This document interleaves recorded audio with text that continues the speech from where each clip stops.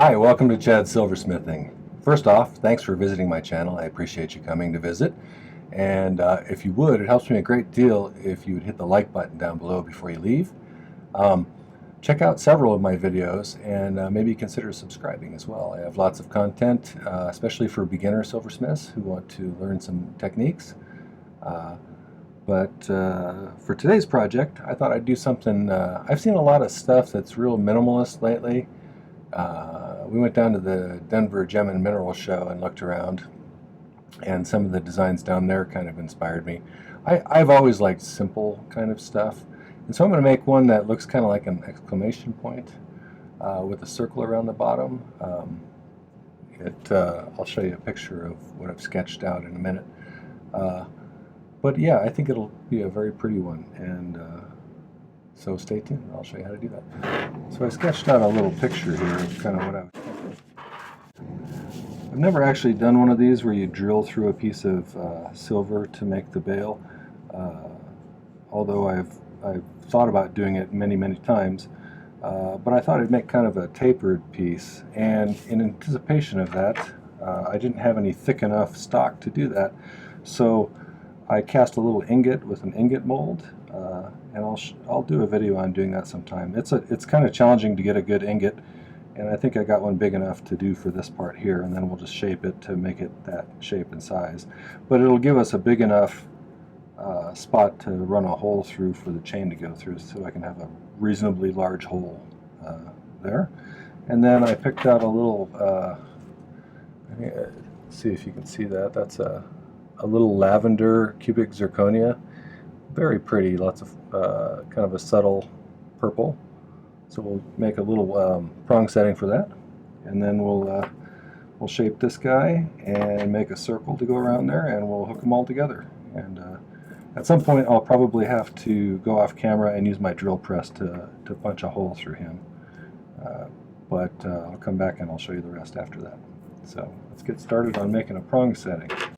I have another video, especially focused on that, so if you want to check that out, I'll leave a link up here for that, on how to make a little simple basket setting like I'm going to make for this one, which will have a little more detail than I'm going to show you in this one today. Start with a little piece of 18 gauge.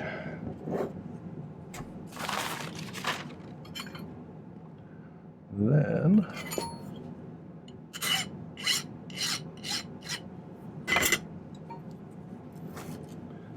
I'm going to make two rings, one that's just about the same size as the stone and one slightly smaller. This is a pretty small stone, so it's going to be kind of a small setting.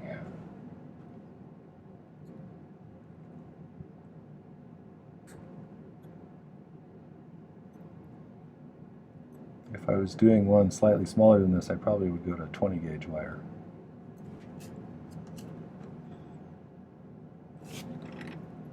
This one's kind of right on the border where I would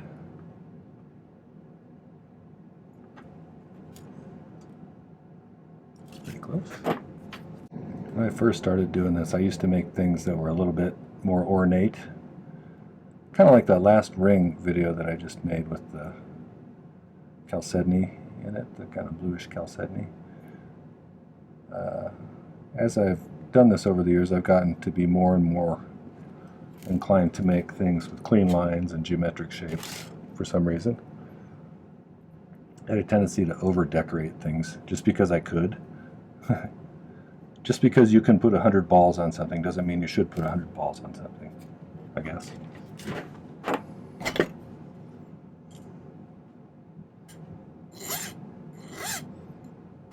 Sometimes you have such a pretty stone that you don't want to, take away from the cool patterns in the stone or something.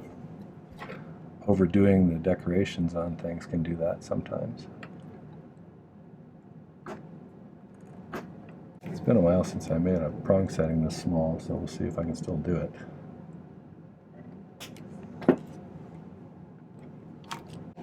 Seems like a good thing to challenge myself with today. I get rusty. Okay, those aren't perfectly round, but that's okay. I can round them out later. And Just a little bit smaller than the other one. Okay. My usual procedure is to, when I'm doing other stuff, knock the stone onto the floor and have to search around on my hands and knees for 20 minutes looking for it. Let's see, I need a little bit more solder, so I'm going to cut some solder. For those of you who haven't watched my videos before, I use primarily hard silver solder.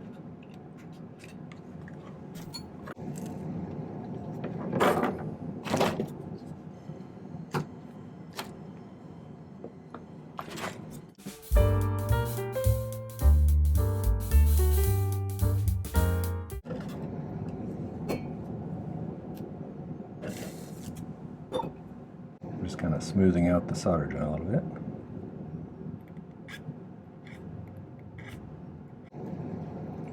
I'm going to make a mark right on the solder joint. If I don't get that to hold still. And then one straight across from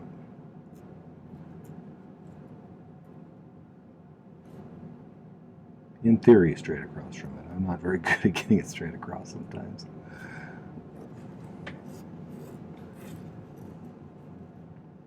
Partly because I have these sausage fingers.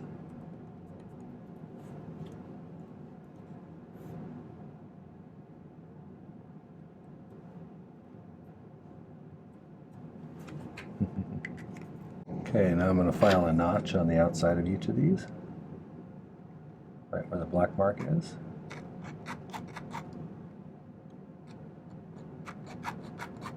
Doesn't have to be super deep.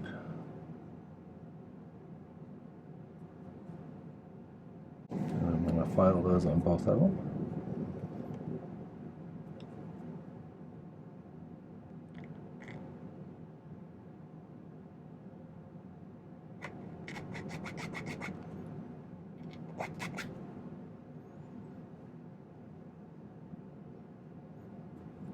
Hope I'm in frame. I think I'm gradually getting better about keeping this in frame now that I have it coming from the side and above a little bit. Sometimes forget and move out of frame, and I apologize for that. Now, the rest of that 18 gauge wire, cut myself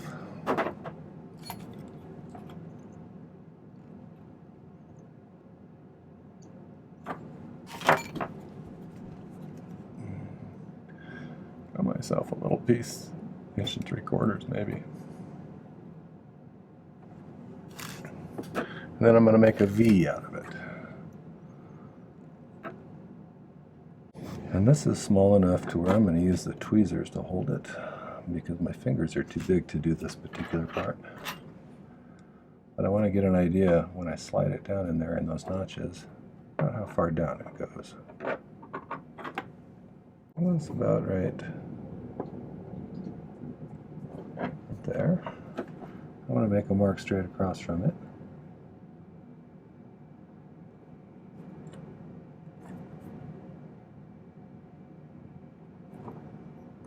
And hopefully I'll be able to file a little notch on the inside here.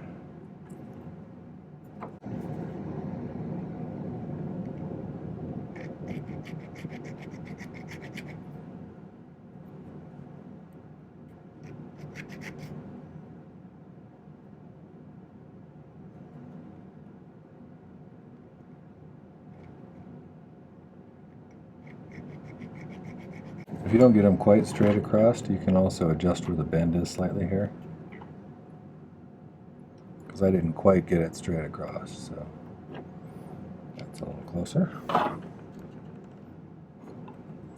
going to hold it like this so you can kind of see. I hope that's in frame. Alright, so now slide this down here.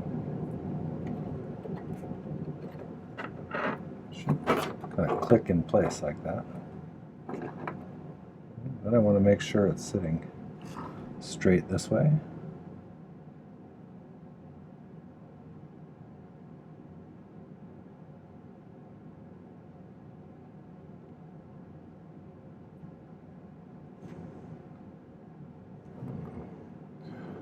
I like the way that's sitting. I'm going to flip it over. Sometimes that makes it sit better.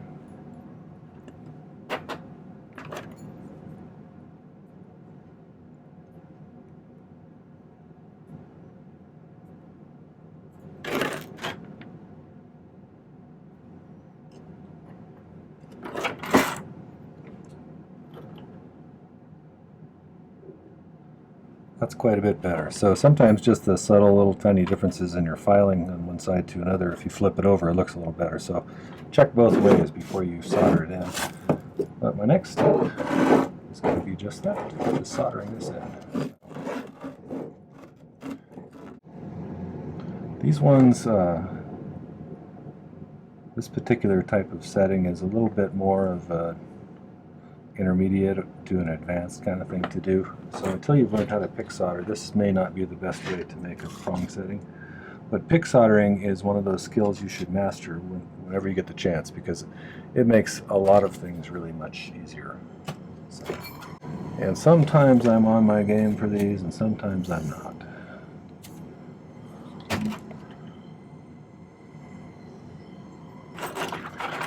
The reason I marked it on the solder joint is because it gives us one free solder. Because when I heat this up to the point where it's at 1450 degrees, that previous solder joint will reflow, and then that side will be soldered. Right there, just did it. So this one on this side is the only one I gotta pick here.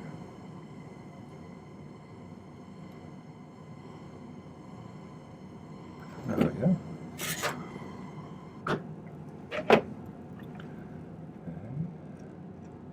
These ones, sometimes bend these in just a skosh so they're a little bit closer together. And then we'll slide this one down. What I'm measuring for these guys, about the width of the tweezer things is where I want to make the notch for the one that goes above the first string there. So you could make a mark. I'm just going to eyeball them here.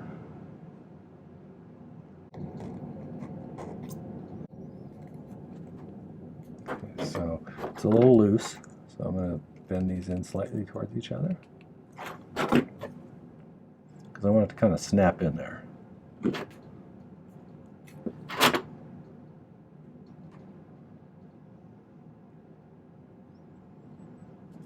So if you can see that, I hope you can see that.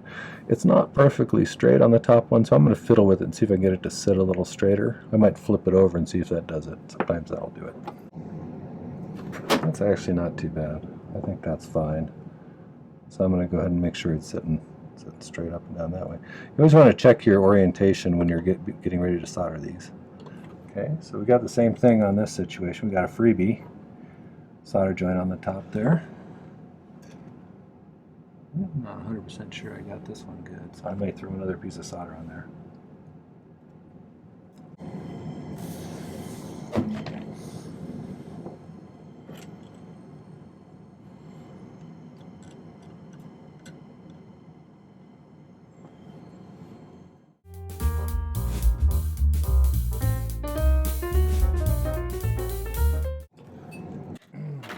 So now I have to, once again, find my marker. Well, this one's not leaving much of a mark anymore. Now I need to make a mark in the center of right between those other two on the side of the top ring. So now I'm going to start by filing a little notch in the top ring. Make sure I'm pretty centered there. Okay. And then I'll use that one as the guide to file a small notch in the bottom one too. Just kind of let the file run down that first groove. It doesn't have to be very deep in the bottom one. Okay. And do the other side here. I still haven't broken the habit of saying here at the end of my sentences. I'm not sure where I picked that up. So now you do this here, now you do that there. It's like using the term skosh. I don't know where I picked that up from. One of my silversmithing students a long time ago, I think, used to say that. Okay, so I got a little notch in the center of all of those rings. Here's my leftover piece of 18 gauge. I'm going to cut another piece, maybe slightly longer than the first one, about 2 inches. And again, I'm going to make a V, and I have the best luck on the second ring here if I make it against the curve so that it's kind of an outward curving V, because the one spot The one spot where it doesn't like to touch sometimes is that lower ring on this last thing. So if I push it in like this, hope you can see this. I'm trying to keep my little sausage fingers out of your way. You push it up like that, and then I'll be able to know where to file a notch on the inside of this thing. Now I normally would file, well, I normally file a notch for each spot, but on this last one, getting 4 notches exactly the right position is hard to do. And as long as you get the top notch filed, you'll make a top notch setting. Yeah. That was a bad dad joke. As long as you get that top one kind of lined up in a groove, then the bottom one should be okay as long as it's touching the ring. So, there's many ways to do these little basket settings. This is only one of them. So, and there's pluses and minuses to each method. So try some different ways and find which one works best for you. Okay, I got contact. It looks like I got good contact here, here, here, and here, and it seems like it's staying in there pretty good. So I think I'm going to go ahead and solder it. If I'm going to screw it up, this is usually the spot where I screw it up, because you don't get any free solder joints on this one because we already used up our freebie.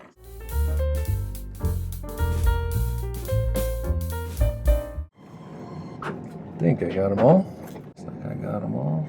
Alright. Last step on this guy before we add him to the pendant is cut off that bottom.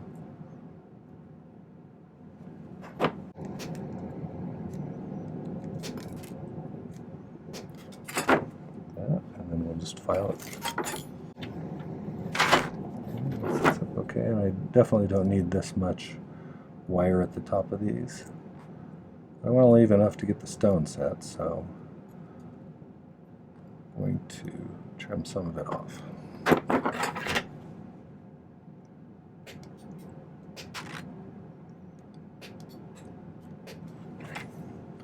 Okay, so there's our little prong setting. Now I got this piece of silver that I cast, and then I pounded it a little bit. I think I'm going to pound it a little bit more so that it has, see, I've already gotten a little bit of a taper going because I want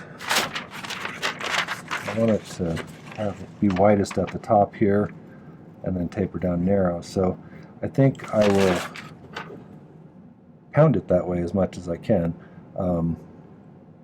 And then I will probably use the jeweler saw to cut this narrower and in the angle that I want it to be for the, if you were looking at the pendant from the side like that. So, alright, so I'm gonna anneal this. I already pounded on it a little bit, so this will soften it up a little more.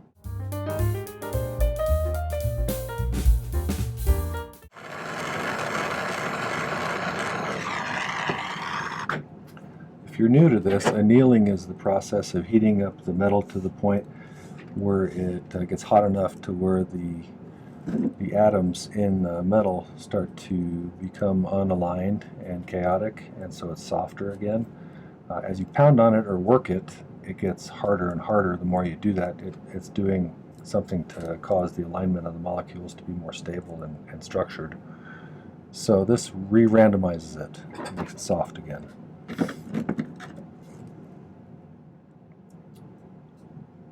So let this cool, a little air cool a little bit, and then I'll quench it the rest of the way.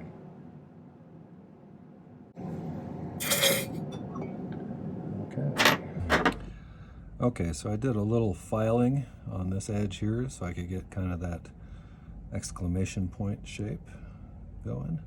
And then I'm gonna saw out a piece down this way and this way. I scribed it with a ruler and the tip of my pick. So I think that's how I'm gonna do this here. Sawing is not my strongest suit, so expect a broken blade or two.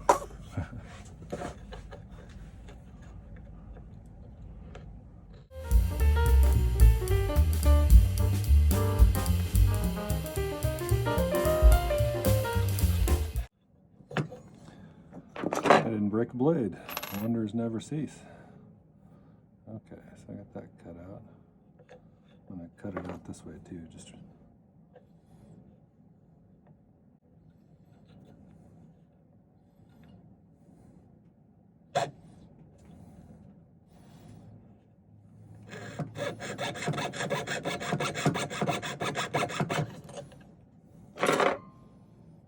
okay, now I'm going to really clean it up with the file.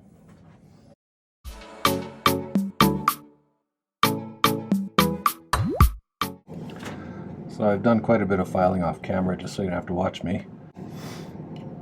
The little blemish still there.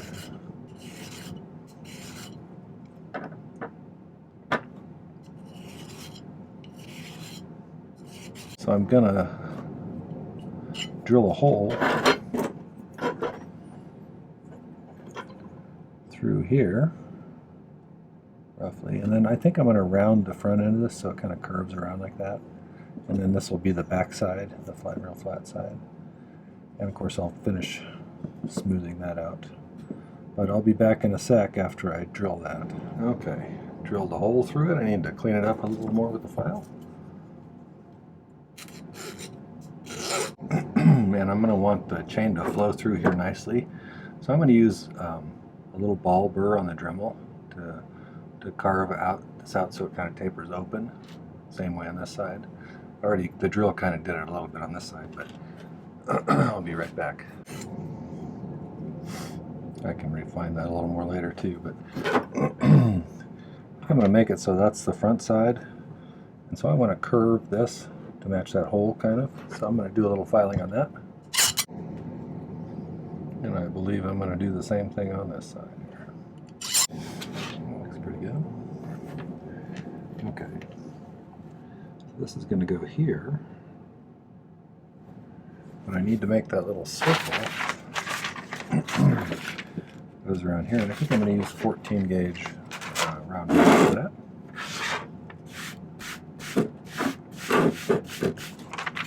that.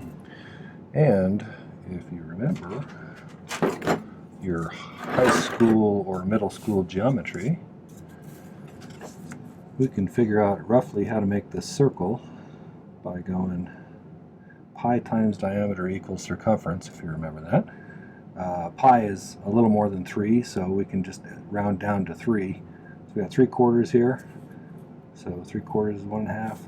So 2 1/4 would be pretty close to the length of the piece that I need to get this size of a circle.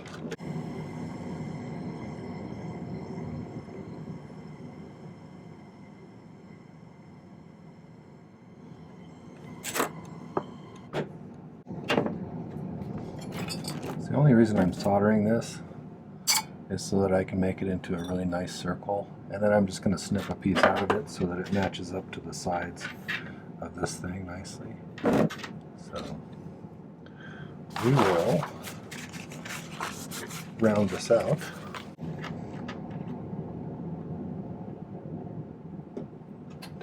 Okay, if I want this thing to be centered in the circle, and I still want this thing to be circular, I hope you can see this. Can you see this?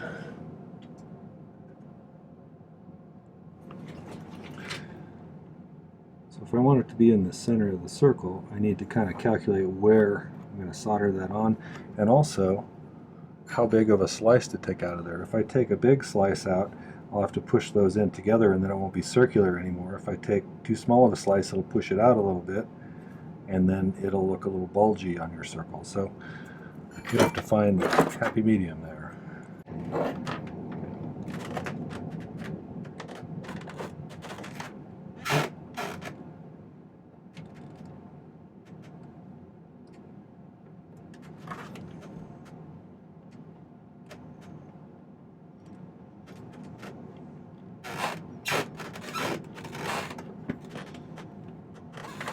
So that's about where I need to solder the ring onto the sides of this thing.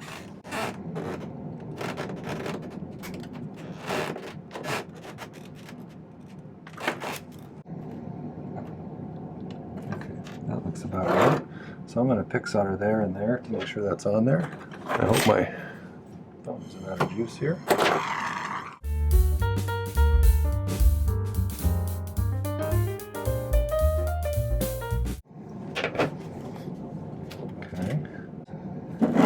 to get this soldered on here. And I think probably the easiest way would be to pick some in advance on the end of this thing.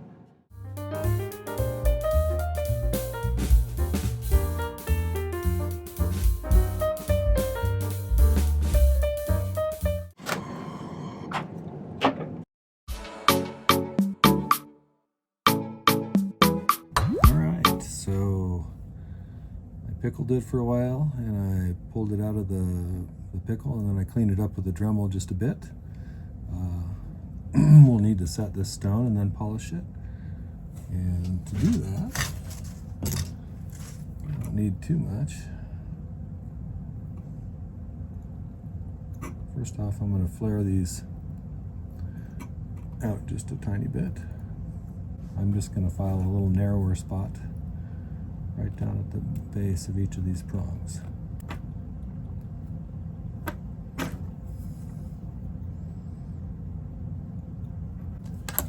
Now let's do a little bit of prong movement. These are going to be much shorter than this.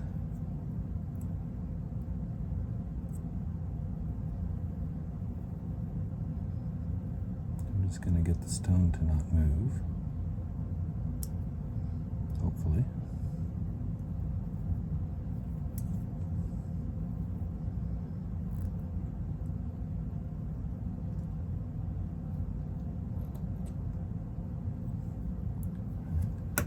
Now that it's not moving, I'm going to snip off a little bit more there. This is not as short as they're going to be. I will trim them off after I get these laid down over the stone. So now, I'll start pushing those over. Cool thing about cubic zirconias is they're really, really hard. So it's really hard to damage one of these when you're setting it. I would be impressed if you did. Then I'm going to snip them about halfway down the girdle facets. Because with a little stone like this, you don't want a large chunk of the prong blocking the view of it. Now I'm going to try and file these so they kind of round right into that stone. Okay.